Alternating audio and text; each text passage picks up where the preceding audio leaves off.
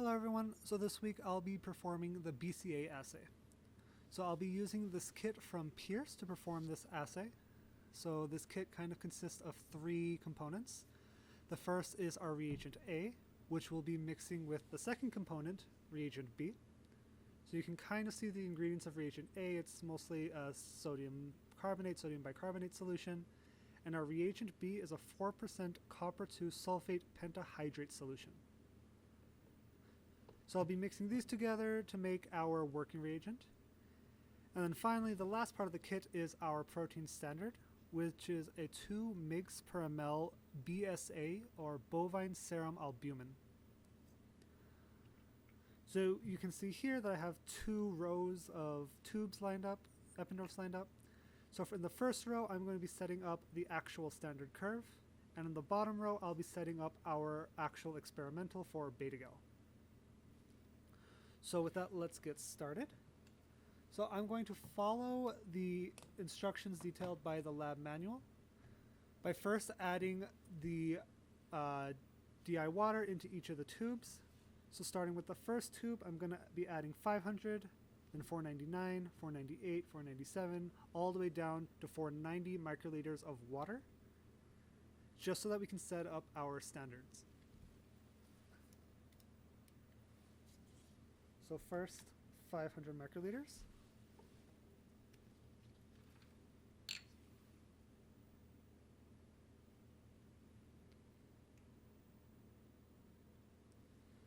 And I'm just going to be doing that for all of the tubes, going down 1 microliter every time.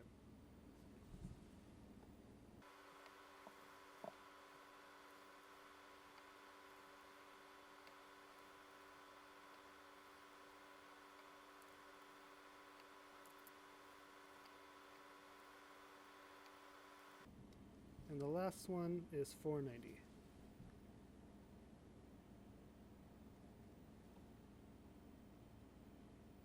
Alright, so now that I've added the water for our top row, I can start adding the water for our samples. So we don't really know what the concentration is, but we can have a vague idea based off of what we saw in after the purification, based off how tall our peak is.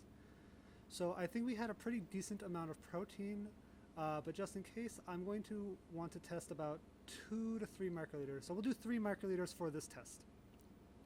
So that means if I'm doing 3 microliters of sample, that means in each tube I need to put 497 microliters of water.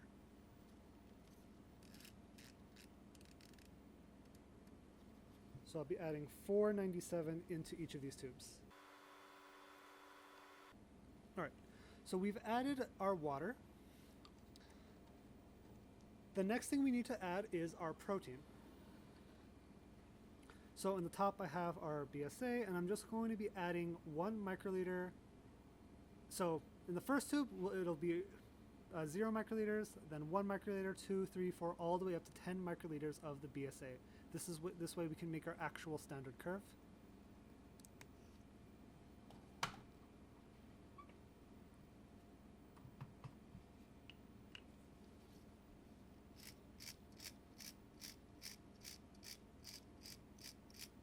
Oops.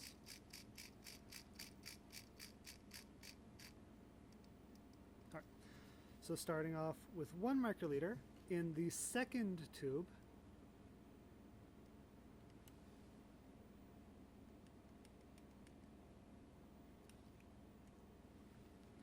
and then just going up from there.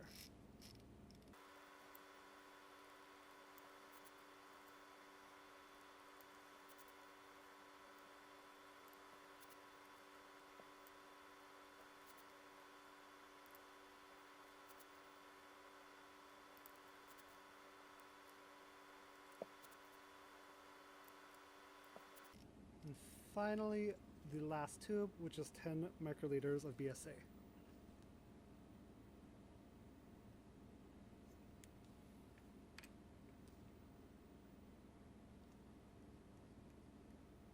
All right.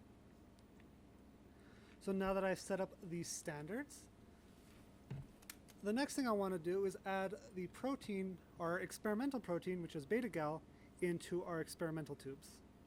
So because we have 497 microliters of water, I'll be adding 3 microliters of beta-gal into each tube.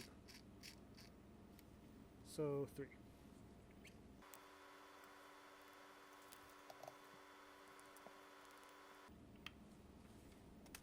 All right. So in each tube, we should have about 500 microliters of, I guess, water with some kind of protein. So now the last thing we need to add into each tube is 500 microliters of that working reagent. So in here, I've already prepared the 8 mLs of that reagent A. And to this reagent A, I'm going to be adding 180 microliters of reagent B. So this should be that 1 to 50 ratio that we're looking for.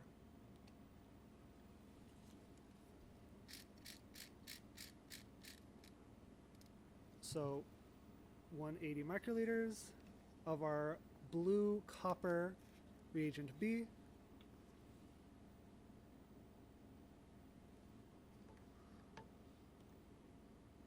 And watch what happens once I add it to the reagent A. The blue will immediately turn the solution into green. So once you make the working reagent, you just want to kind of swirl it around a bit until it's clear. Maybe give it a little shake.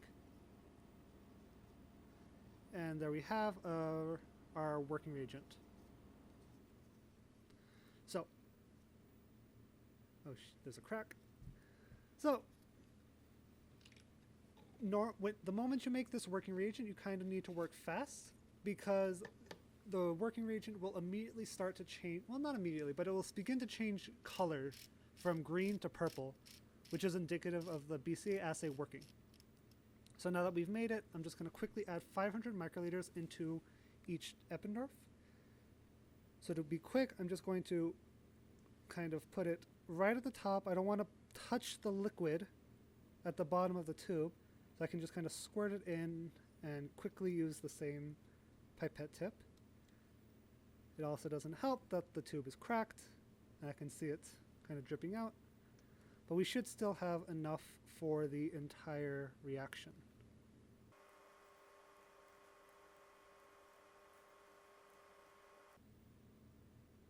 All right. So now into every tube we've added our working reagent. So now we've pretty much finished setting up the experiment, the assay. So the last thing we need to do right now is just to, I guess, close up all the Eppendorfs, give all the tubes a little bit of a shake, and then put them on a heat block at 60 degrees for about 15 minutes. This should speed up the reaction so that we can quickly see the color change and run this on the spectrophotometer. So I'm just going to mix these right now and then put these on a heat block, and then you should be able to see how the colors change. Alright, so now that I've finished warming up the samples, I've transferred each one into a cuvette. So in the top we can see the BSA standards, just minus K because there wasn't any room, as well as one of our beta-gals. So you can kind of see that when we look at the standards alone, there is a good transfer where A had no protein whatsoever and stayed green. Meanwhile, J, which had a high amount of the BSA, is almost completely purple. And we can see this transition from A all the way up to J as the opacity of the purple gets darker and darker. And when we compare our beta-gal, we can see that's actually very similar to C. But we can figure out the exact value by checking the absorbances on the spectrophotometer at a wavelength of 562. So what I'm going to do now is check all of our samples on the spec at 562 nanometers, and I'm going to copy down all of the absorbances and provide them to you so that you can determine what the concentration of our beta-gal is. So I'll be posting up the data on Blackboard as well as a picture of all of the samples, maybe a little bit clearer and easier to see for the lab report. Alright, so I've taken the liberty of recording the absorbance values for all of our protein standards as well as our 2 beta-gal samples. So now that we have our data, the next thing we want to do is plot it. So we're going to be plotting our data with checking the protein concentration versus the absorbances that we received. And from here, we want to add a trend line. By having a trend line, we can actually see the equation of this line. So we receive our y equals mx plus b. And using this equation, we can solve the concentration of our protein sample. So we know that the average absorbance of our two beta gals was about 0.339. So we can take this value and insert it here into the y and solve for x. So this is going to give us the concentration of I guess this beta gal average that we have. However, remember that we use 3 microliters of beta gal. So whatever value you get is going to be 3 times higher than what it should be. So for the lab report, I want to make sure that you guys make this chart, add this trend line, as well as show me this equation. And once you have this equation, you guys can solve for your x and tell me what the concentration of beta gal is.